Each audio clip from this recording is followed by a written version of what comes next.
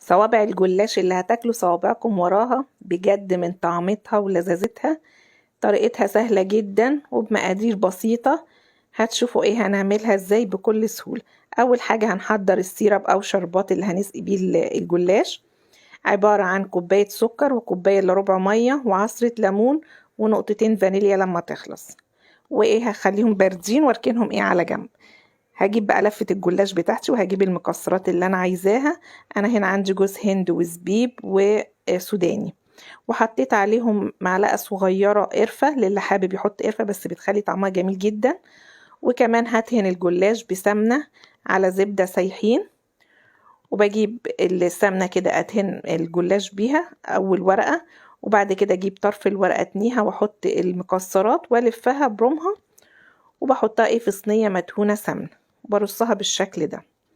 وهعمل كله بنفس الطريقة، هدهنه كده سمنة بالفرشة مش بكتر ايه سمنة.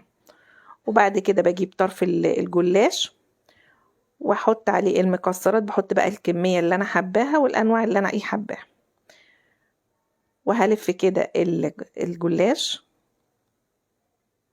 وبعد كده هرصه ايه في الصينية. طريقته سهلة جدا، هرص كل الجلاش بالطريقة دي. بعد كده هقطعه، لازم يتقطع وهو ايه طري قبل ما يدخل الفرن.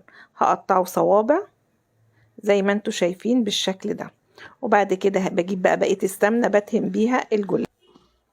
بعد كده بدخلها الفرن على الرف الأوسط على درجة 180، بتاخد لون من تحت، وبعد كده اديها لون ايه تحت الشواية. وأول ما تطلع من الفرن سخنة بسقيها بالشربات البارد وبقدمها بالشكل ده. لو حابينه يبقى طري بتغطوه أول ما يطلع من الفرن، لكن هو بيتاكل كده مقرمش بيبقى تحفة. تقدروا تاكلوه سخن أو ساقع، جميل جدا. جربوه مش هتندموا.